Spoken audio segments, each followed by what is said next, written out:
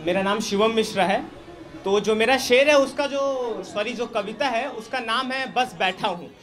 तो बैठ के ही बोलना पड़ेगा, जो बस बैठा हूँ तो बैठ के बोलूँगा। तो ये कविता मैंने कब लिखी, सबसे पहले ये आपसे रूबरू कराता हूँ मैं।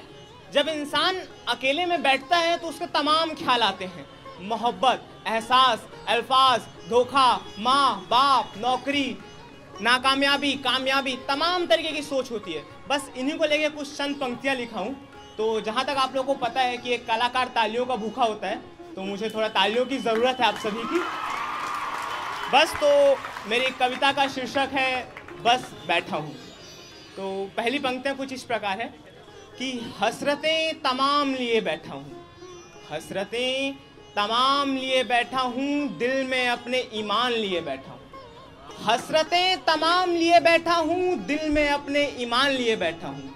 मौत की धमकी किसी और को देना साहब, मौत की धमकी किसी और को देना साहब, मैं तो शहर में अपने कब्रिस्तान लिए बैठा हूँ। बहुत बहुत शुक्रिया। तो आगे की पंक्तियाँ कुछ इस प्रकार है कि खून में अपने उबाल लिए बैठा हूँ, खून में अपने उबाल लिए बैठा हूँ, जहन में 100 सवाल लिए बैठा हूँ। खून में अपने उबाल लिए बैठा हूँ, जहन में 100 सवाल लिए बैठा हूँ। गिर जाने का खौफ नहीं मुझको, गिर जाने का खौफ नहीं मुझको, मैं तो हर बार उठ जाने का ख्याल लिए बैठा हूँ। शुक्रिया शुक्रिया। जब मैं स्कूल में था तो हमारी म्यूजिक टीचर थी, वो एक सॉन्ग गाती थी कि ये सुख दुख जीवन में आते और जाते हैं, दुख पहले आ जाए घबराना कैसा, हिम्मत से काम लेंगे घबराना कैसा। यहाँ पे मेरे स्कूल के भी कुछ दोस्त हैं तो उनको रिलेट कर पाएंगे। तो उन पंक्तियों से मैंने प्रेरणा लेके ये बातें लिखी कि दुख को अपने साथ लिए बैठा हूँ, दुख को अपने साथ लिए बैठा हूँ, बीते हुए कल का मलाल लिए बैठा हूँ। दुख को अपने साथ लिए बैठा हूँ, बीते हुए कल का मलाल लिए बैठा हूँ। मेरे अश्रुओं को लोग देख नहीं पाते, मेरे अश्रुओं को लोग देख नहीं पाते, मैं तो जेब में अपने रुमाल लिए बैठा हूँ।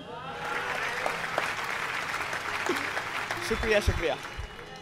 उसके बाद अगली पंक्ति से पहले कुछ चंद मिसरे कहना चाहूंगा। ये किसी और ने नहीं, मैंने ही कहा था कि सकारात्मकता से लबालब हूँ, सकारात्मकता से लबालब हूँ, निराशा को निराश कहूंगा, हार की तलाश है मुझको, जीत को पराजित करूंगा। हिम्मत की है लड़कर दिखलाऊंगा, लक्ष्य तय है पहुंच कर बतलाऊंगा।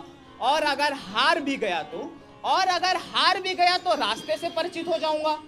ये कुछ चंद पंक्तियां लिखी थी। इससे प्रेरणा लेकर मैंने लिखा है कि जीत का अपने अरमान लिए बैठा हूँ, जीत का अपने अरमान लिए बैठा हूँ, आराम हराम का फरमान लिए बैठा हूँ। जीत का अपने अरमान लिए बैठा हूँ, आराम हराम का फरमान लिए बैठा हूँ। शरीर को अब मेरे थकान नहीं होती, शरीर को अब मेरे थकान नहीं होती, मैं तो हौसलों की उड़ान लिए बैठा हूँ।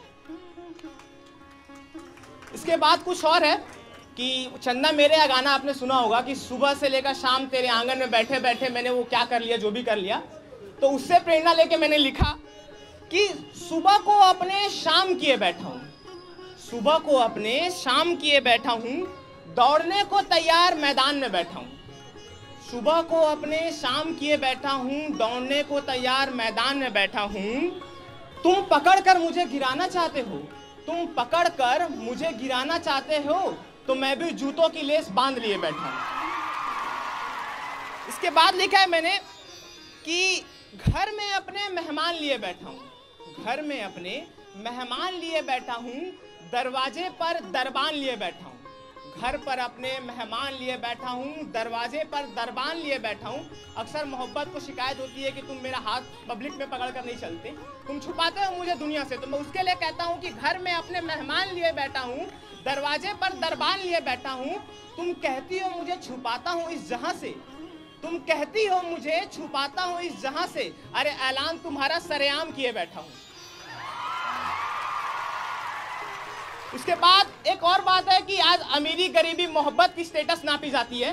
तो मैं अपने बारे में बताता हूँ कि मैं अमीर हूँ कि गरीब, कि गरीबी को अपने नाम किए बैठा हूँ, गरीबी को अपने नाम किए बैठा हूँ, अमीरी का तो मैं दान किए बैठा हूँ। गरीबी को अपने नाम किए बैठा हूँ, अमीरी का तो मैं दान किए बैठा हूँ। शोहरत देख मेरे करीब नहीं आना, शोहरत देख मेरे करीब नहीं आना, अरे जमीन तो मैं अपने भाई के नाम किए बैठा हूं।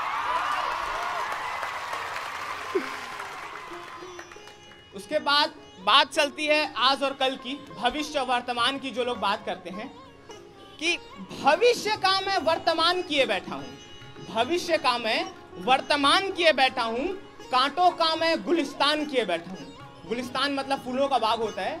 कि भविष्य का मैं वर्तमान किए बैठा हूं, कांटों का मैं गुलिस्तान किए बैठा हूं, मान की परवाह नहीं मुझको। मान मतलब तारीफ, मान मतलब स्टेटस।